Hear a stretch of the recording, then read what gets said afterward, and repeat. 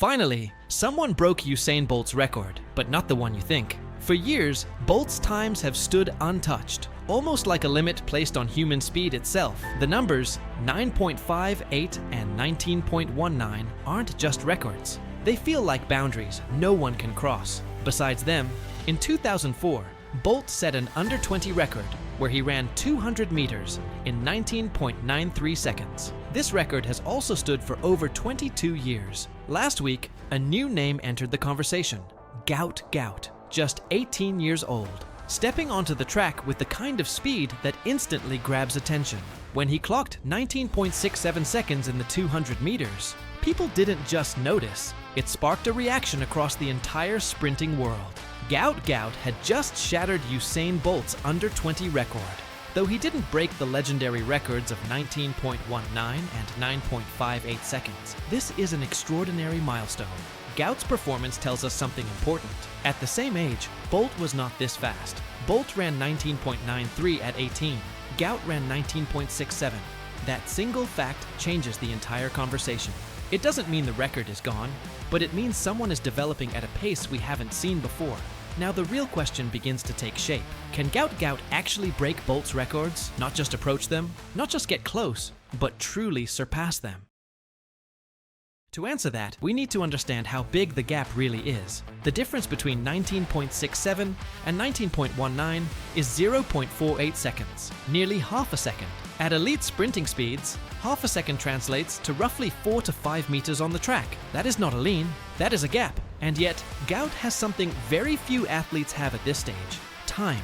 Most world-class sprinters reach their peak between 23 and 27 years of age. Gout is 18. He is still far from that window. His body is still developing, his technique is still evolving, and his limits are still unknown. He has 5 to 9 years of potential improvement ahead of him, but he's not alone in this race against history, because while Gout represents the future, there is someone in the present who is already dangerously close: Noah Lyles. Lyles has already run 19.31 seconds in the 200 meters. That's just 0.12 seconds away from Bolt's world record.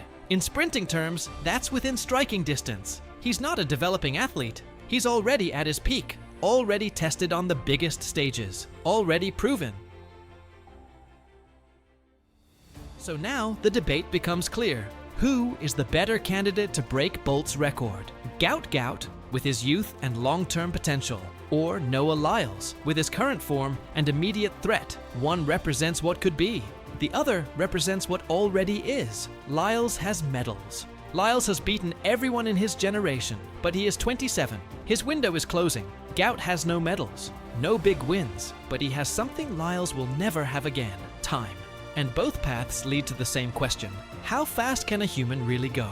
To answer that, we have to look beyond names and times and focus on the mechanics of speed itself. Sprinting is built on two fundamental elements: stride length and stride frequency. Stride length is how much ground a runner covers with each step. Stride frequency is how quickly those steps are taken.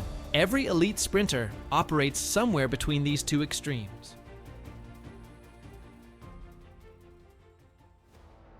What made Usain Bolt so unique was how he dominated one side of that equation. His height allowed him to generate extraordinary stride length. At 6 feet 5 inches, he covered more ground per step than almost any sprinter in history. Most sprinters take 44 steps to run 100 meters. Bolt took 41, 3 fewer steps, less energy lost. That was his superpower.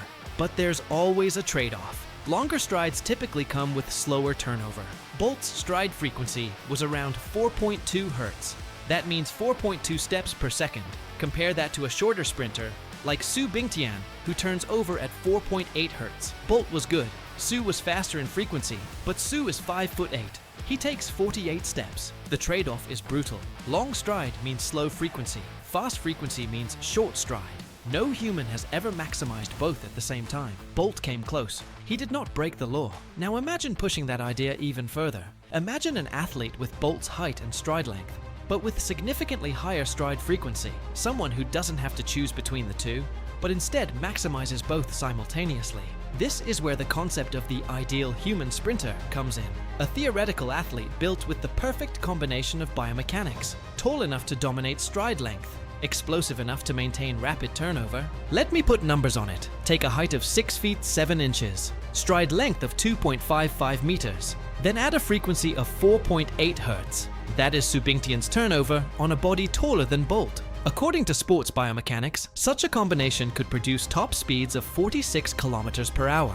Bolt's top speed was 44.7. That extra 1.3 kilometers per hour does not sound like much. Over 100 meters, it is massive, nearly 2/10 of a second. Run that through a full simulation. Factor in reaction time, acceleration curve, fatigue, wind. The final number for 100 meters comes out to 9.42 seconds. For 200 meters, 18.95 seconds. That is not close to Bolt, that is a destruction. Bolt would not lose by a hair, he would lose by meters. The ideal human does not just beat the record, they obliterate it, and that leads to a powerful realization. Bolt's records are not unbreakable, they are simply the result of an extraordinary combination of traits that could, in theory, be matched or even surpassed. The only reason they have stood for so long is that no one has yet been born with the perfect mix. Tall enough, fast enough in turnover, durable enough to train it, lucky enough to avoid injury. So where does that leave us? With a new generation beginning to challenge old assumptions, with athletes like Gout Gout pushing boundaries earlier than expected, with competitors like Lyles already closing the gap, and perhaps most importantly, with the understanding that the limits of human speed are still not fully defined. Every era believes it has reached the peak, until someone comes along and proves otherwise. History has shown this pattern again and again. Jim Hines ran 9.95 in 1968.